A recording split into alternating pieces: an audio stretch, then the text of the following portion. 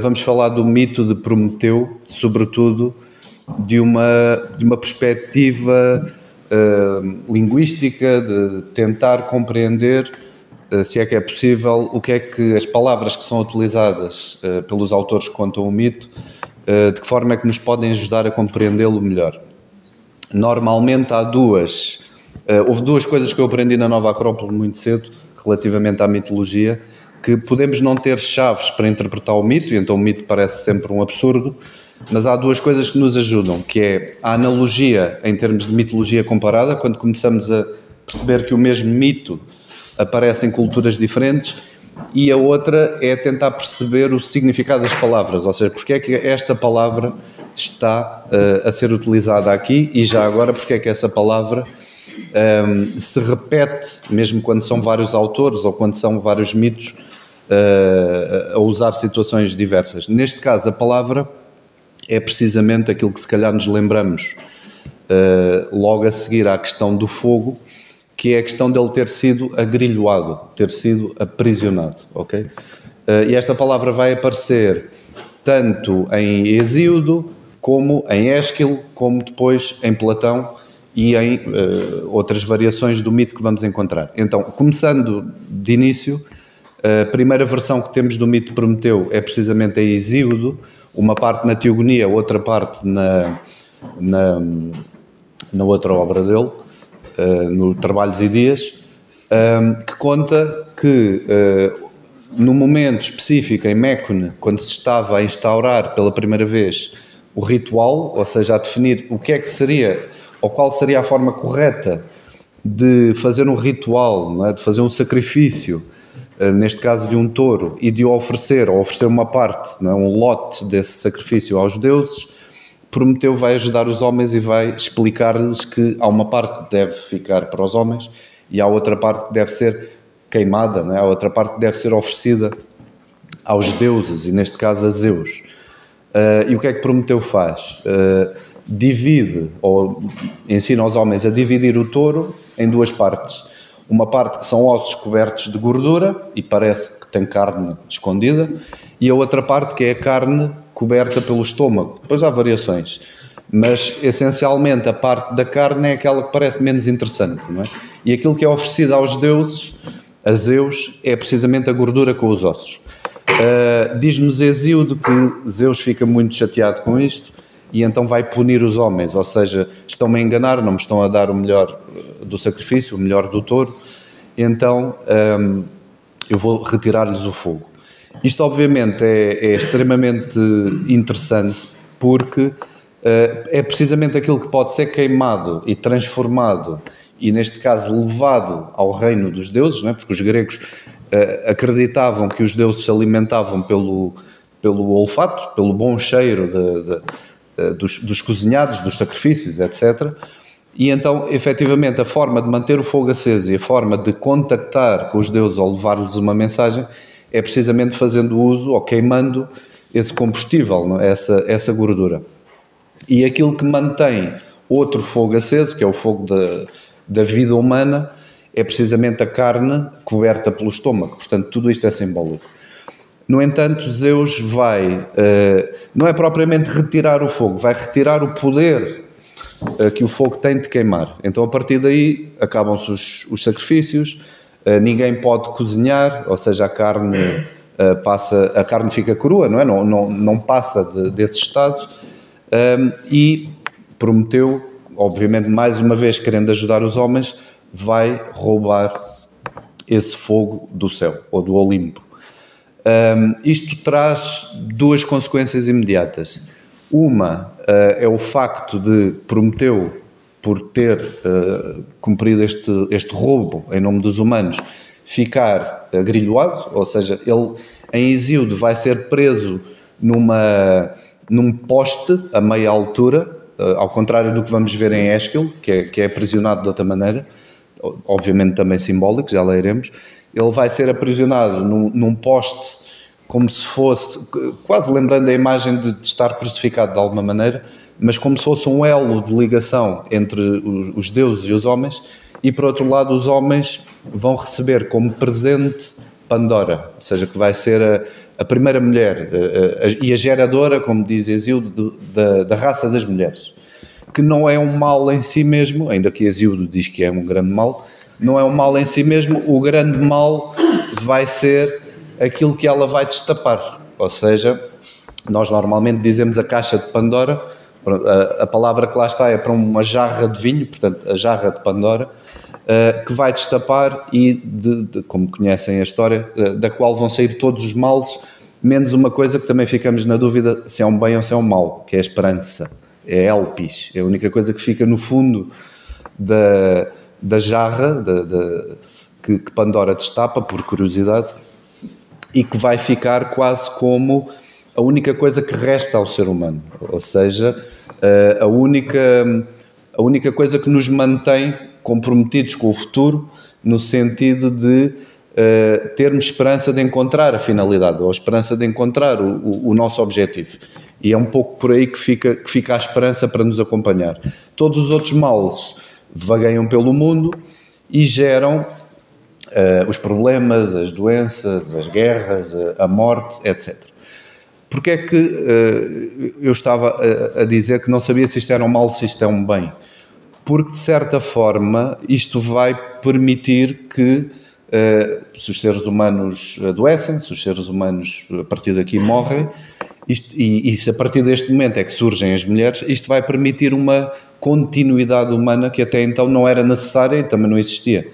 Portanto, vai criar uma linhagem, uma sequência, um laço mais horizontal neste sentido, ao mesmo tempo que há um laço vertical permitido através de Prometeu. Portanto, só aqui Prometeu permite várias coisas. Permite aos homens, simbolicamente, o seu alimento, ou seja, o que é que fica para os homens, o que é dado aos deuses.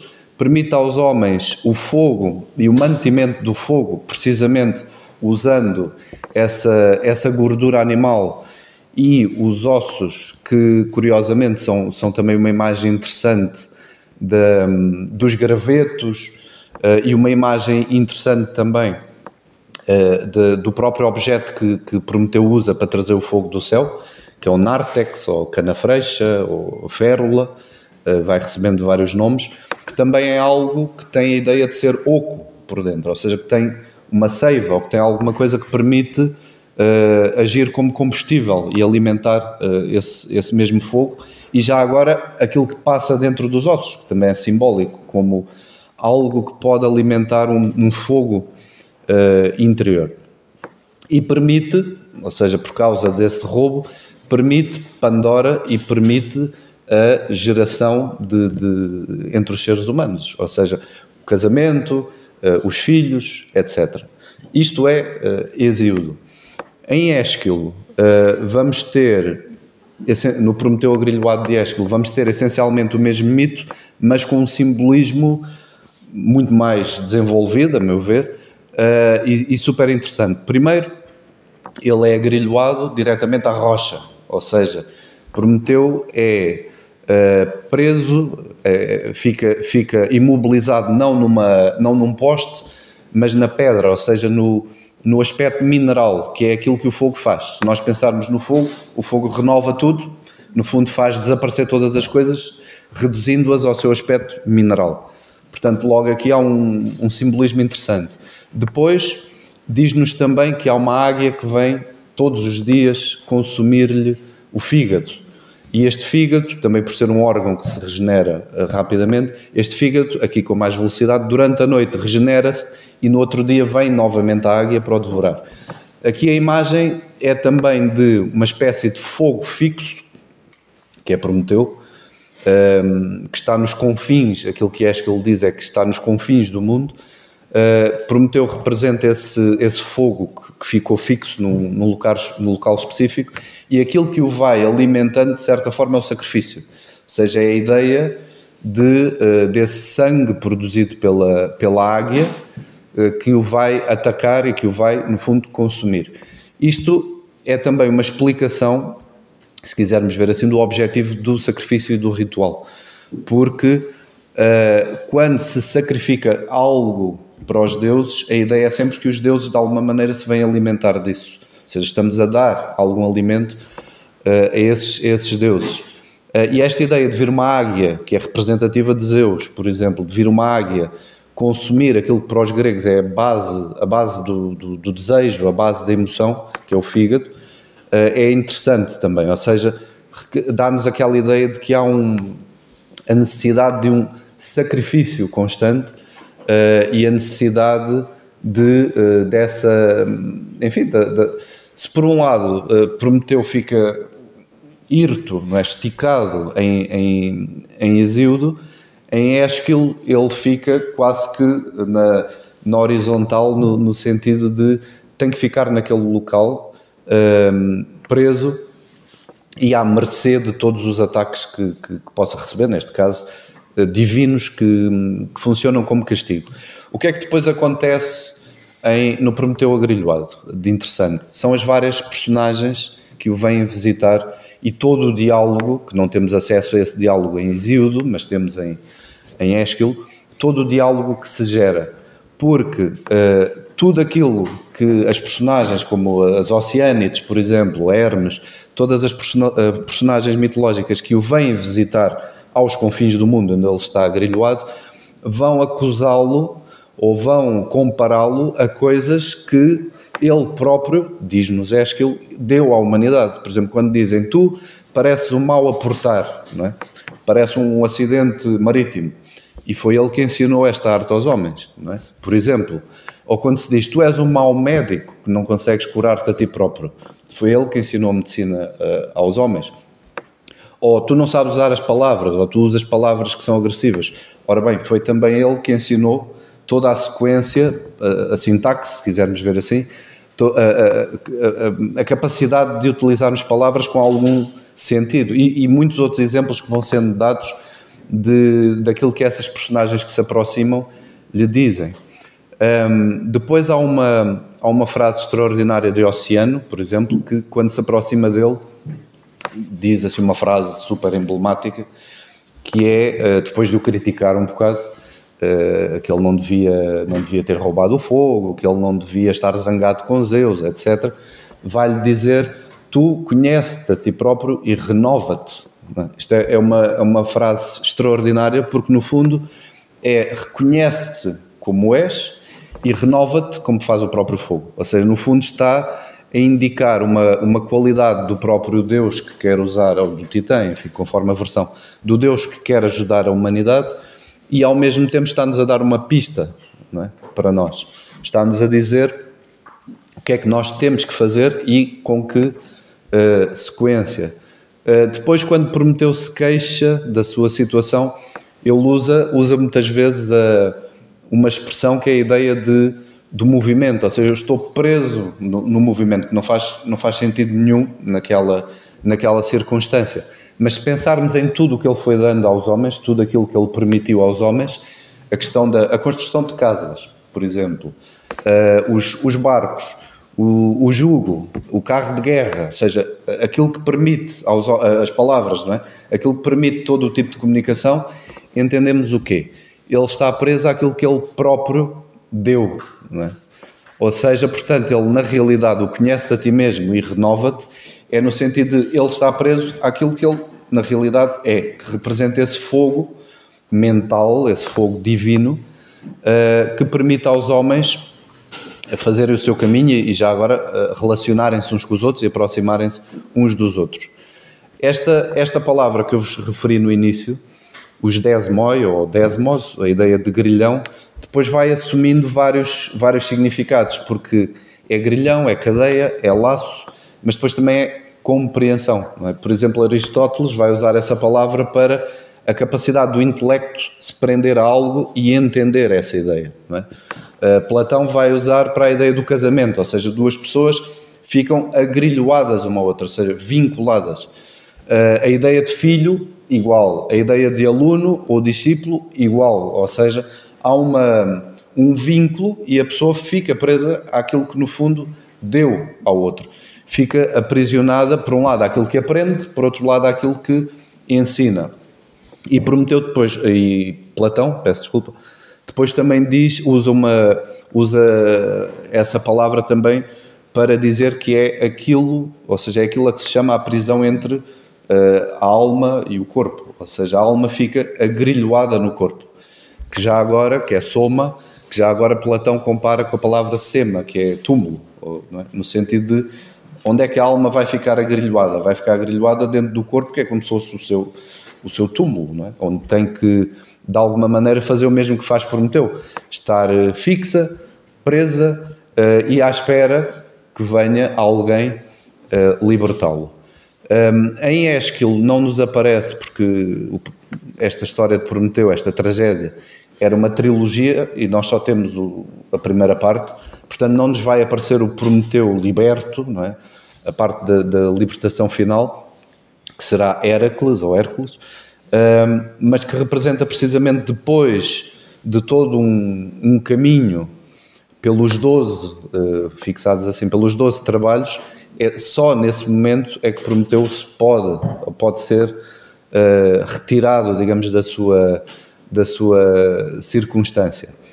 Em todo o caso, o que é que percebemos daqui? Já vimos o que é que diz Aristóteles, já vimos o que é que diz Platão, já falámos desta ideia dele ou ser colocado em tensão, ou seja, ser esticado num poste na versão de Hesíodo, ser aprisionado àquilo que é mais material e mais denso em Ésquilo, que é a parte mineral, é a rocha, mas vamos tendo esta palavra em vários outros textos, e mesmo se quisermos entrar por uma comparação indo-europeia com outros mitos, vamos encontrar esta palavra muitas vezes associada ao fogo, à luz, à capacidade de perceber algo, à capacidade de fazer caminho e, inclusivamente, àquilo que está também ligado ao mito de Prometeu, que é o mito do dilúvio à maneira grega, que é de Deucalião e Pirra,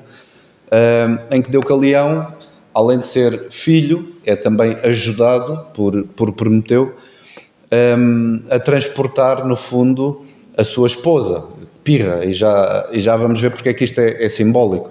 Porque Deucalião vem da raiz deu, que quer dizer puxar, ou seja, tem que ver com o vínculo, tem que ver com o estar-se agrilhoado, mas com a ideia de puxar qualquer coisa. E Pirra tem que ver com fogo, ou seja, é a ruiva ou a fogosa, de pure, não é? Fogo. E então o que é que ele está a puxar? O que é que Deucalião, não é? numa barca que é igual, é muito semelhante à história, ou seja, tem que construir um barco e tem de, no fundo, sobreviver até encontrar uma ilha ou o topo de uma montanha. Então o que é que ele está a vincular de uma época para outra? Pronto, numa leitura é precisamente esse fogo, ou seja, esse fogo que passa de um sítio para o outro. Pegando, ou seja, tendo em vista estas considerações, que há muitas outras, mas estas considerações no mito, nós entendemos várias coisas. Entendemos que ele quis transmitir algo, ou seja, Prometeu quis transmitir algo à humanidade. Ele próprio na transmissão ficou preso, ficou a fazer de elo, se quisermos ver assim, que os seres humanos, sejam os seus filhos, etc., por consequência também se aprisionaram. Você volta a recordar a ideia do casamento, dos filhos, não é? Que também é um grilhão, no bom sentido. Todas as questões que ele ensinou à humanidade são coisas para as quais é preciso um mestre, não é algo que a pessoa saiba porque sim, ou seja, toda aquela questão, por exemplo, da construção naval ou da construção de um carro, tudo isso é preciso haver um mestre, não é? Alguém que perceba daquilo e que passe a informação a quem vem depois, e tudo isso vai criando o quê? Uma espécie de cadeia, não é? Vai criando uma série de elos entre os seres humanos. Há bocado estava a falar de horizontal, vertical, isto é muito no sentido de percebermos que vem de cima para baixo quando entendemos que há alguém mais velho que ensina alguém mais novo, ou quando há um Deus a transmitir algo à humanidade, mas depois percebemos em toda a sua base uma transmissão horizontal no sentido de casamento, pais para filhos, etc. Onde é que Desmos aparece mais? Onde é que os grilhões aparecem mais? Normalmente associados ao deus Hefesto também, no sentido em que é o deus ferreiro, é o Deus que produz as grandes, as mais requintadas obras, e é Ele que tem por hábito, ou seja, ou por vontade própria ou porque alguém o chama, tem por hábito aprisionar umas coisas às outras. Ele vai aprisionar, na literatura grega, 3 coisas, assim, de forma mais famosa. Uma é ele que vai agrilhoar Prometeu, ou seja, é ele que lhe compete ir colocar as cadeias no Deus. A outra é agrilhoar Afrodite a Ares, ou seja, a deusa do amor ao deus da guerra. E a outra é agrilhoar a sua mãe ao trono, ou seja, a deusa Hera ao trono, ou seja, onde ela deve estar. Isto é mais uma pista, porque está-nos a dizer, pelo menos nos últimos 2 exemplos, está-nos a dizer que há um ato de enlaçar, de unir entre 2 coisas que parecem opostas ou distintas, mas que na realidade estão a representar o mesmo. Não é? Por exemplo, no caso de Afrodite e Ares, é talvez o mais interessante. Afrodite é a deusa do amor, Ares é a deusa da guerra. À partida, e além de mais não eram casados, Afrodite era casada com Hefesto. À partida não têm nada a ver um com o outro. Mas curiosamente, no passo homérico em que isto aparece, além de Afrodite ser chamada Bela, Ares também é chamado Belo. E recordo-vos de uma coisa, que é a poetisa Safo e Tirteu, em que a poetisa Safo é inspirada por Afrodite, não é? No fundo, explica o que é beleza feminina, não é? As artes do amor, etc. E Tirteu é inspirado por Ares, não é? E então também fala do que é a beleza masculina. E qual é que seria a beleza masculina? Morrer na guerra. Ou seja, e aqui nós entendemos o que é Hefesto, quando Hefesto está a fazer algo que à partida seria para envergonhar a sua esposa e o amante da sua esposa, o que é que ele na realidade está a fazer? Está a unir o belo, ou seja, está a unir o belo que se manifesta no masculino e o belo que se manifesta no feminino, e obviamente numa altura extremamente importante. Estamos a falar da Guerra de Troia, portanto num momento em que também é necessário levar essa beleza, essa harmonia àquilo que à partida consideraríamos menos interessante. E ajuda-nos a perceber também a ideia de que aquilo que está a agrilhoar, ou aquilo que está a ser agrilhoado, vou-me recorrer da deusa Afrodite, tem muito que ver com a questão do amor, ou seja, a questão de amar, não é?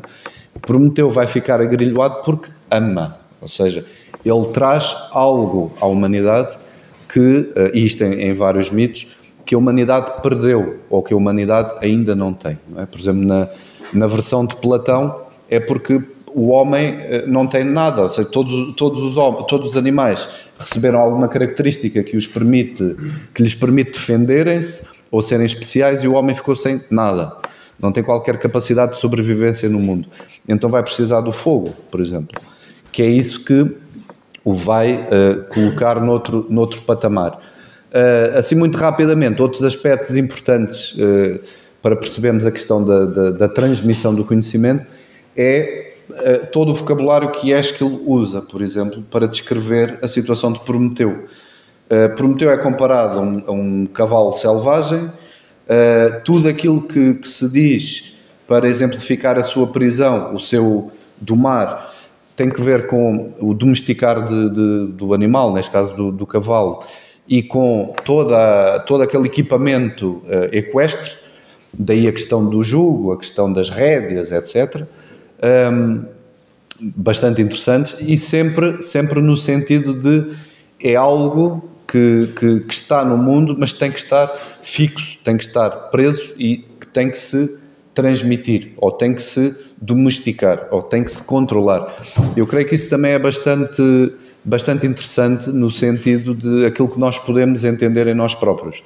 Ou seja, que é esse fogo, no fundo, que nós domesticamos, fomos domesticando ao longo da história, ao longo do tempo, mas também é aquilo que nos permite domesticar aquilo onde Prometeu está a ser atacado, ou seja, a sede dos desejos, por exemplo, ou seja, aquilo que se calhar mais complicações nos traz. Concluindo, esta ideia de qual é a origem do conhecimento e como é que o conhecimento se transmite, acho que há algumas coisas que saltam à vista. Primeiro, vem de cima para baixo. Pode ter uma origem divina ou simplesmente naqueles que estão antes de nós e que de alguma maneira nos vão transmitindo esse conhecimento, muitas vezes através do mito. E por outro lado, esse conhecimento produz sempre uma cadeia, ou seja, sempre que é transmitido, vai criar mais um laço, vai ganhar força nesse aspecto. Ou seja, vai permitir também vislumbrar um caminho e uma direção para cada um de nós. Não chegámos, havia também muitas coisas para dizer, não chegámos a falar noutros aspectos, mas dizer também que, por exemplo, na Grécia e em sânscrito, que a palavra é Dhamma, é muito semelhante a Desmos, tem que ver não apenas com essa propagação do fogo e do conhecimento, mas com a civilização, ou seja, as casas, ou seja, uma correnteza. A palavra Dhamma significa também casa, para além de significar cadeia. Portanto, o que é que nos torna humanos, no fundo, não é? É o vínculo, é o compromisso, podemos ver dessa perspectiva, ainda que não gostemos muito da palavra, e é a aprendizagem, ou seja, estarmos, como prometeu, a meia altura, sermos capazes de aprender e sermos capazes de transmitir. Ou seja, é isso que nos coloca nessa circunstância, provavelmente entre aquilo que é exclusivamente humano ou animal e aquilo que é divino, ou seja, essa capacidade de estarmos tensos, esticados, aprisionados entre os dois mundos, que é efetivamente aquilo que nós ao longo da vida vamos sentindo como real, não é? Estarmos nesse local intermédio. Bom, e é isso. Muito obrigado.